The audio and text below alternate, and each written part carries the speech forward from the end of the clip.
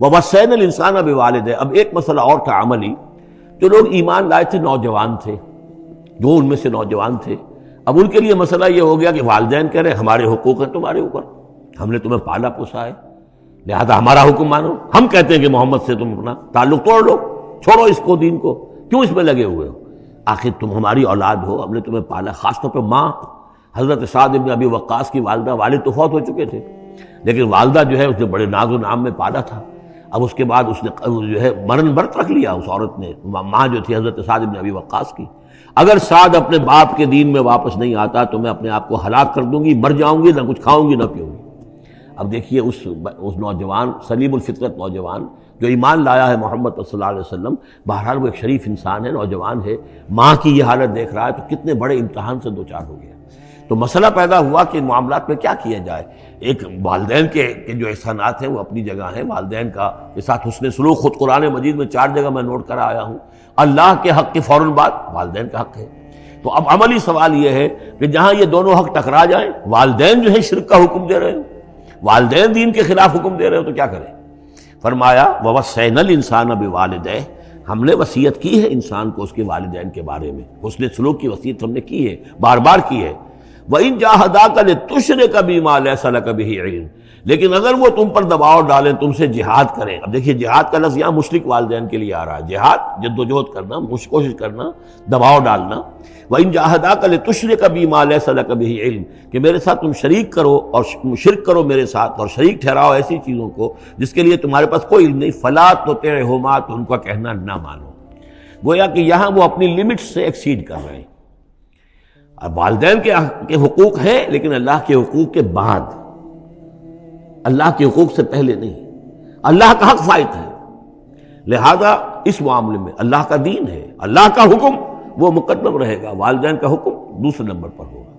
ہاں یہ ہے کہ ایک بندہ جو ہے، ایک نوجوان، وہ یہ ضرور کرے کہ ڈانٹ کر نہ بات کرے، ڈپٹ کر بات نہ کرے، سینہ تان کر نہ کرے، اس طرح کرے جیسے کہ حضرت ابراہیم یا ابت یا ابت یا ابت، وہ ابا جان، امی جان، آپ دیکھیے میرے لیے مجبوری ہے، میں نہیں کر سکتا ہوں، آپ اس معاملے کے اندر مجھ پر جو ہے وہ دباؤ نہ ڈالیں، نرمی کے ساتھ ان میں جس طریقے سے بھی ہو، لیکن یہ ہے کہ ماننا نہیں ہے۔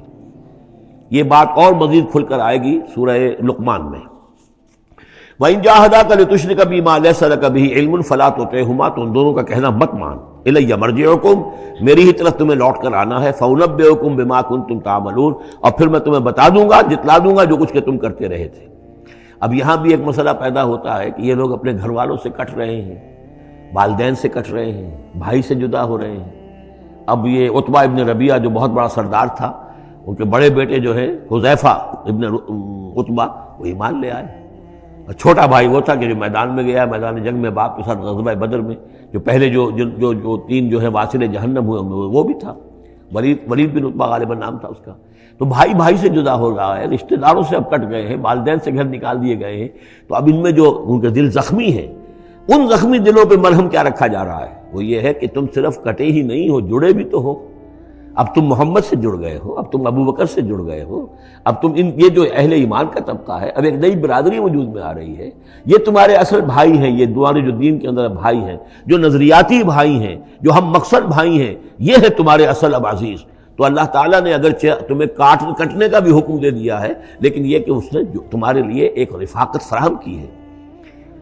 والذین آمنوا وعملوا الصالحات لندخلنہم فی الصالحین، اور یقیناً وہ لوگ جو ایمان لائے اور نیک عمل کرے انہیں داخل کریں گے صالحین میں، اور یہ داخلہ دنیا میں بھی ہو گیا۔ محمد رسول اللہ نے انہیں چھاتی سے لگایا، سینے سے لگایا، اور جیسا کہ 2 دفعہ ہم پڑھ چکے ہیں، حضور کو اللہ تعالیٰ حکم دے رہا ہے کہ آپ ان کے سامنے ذرا اپنے کندھے تواضع، آپ اے محمد آپ تواضع اختیار کیجئے، ان کے سامنے اپنے کندھے جھکائیے۔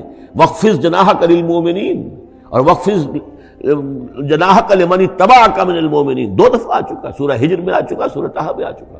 تو گویا کہ یہ اللہ تعالیٰ نے اپنا احسان بتایا، اور پھر آخرت میں اولئک مع الذین انعم اللہ علیہم من النبیین والصدیقین والشہداء والصالحین، ان کی رفاقت حاصل ہوگی۔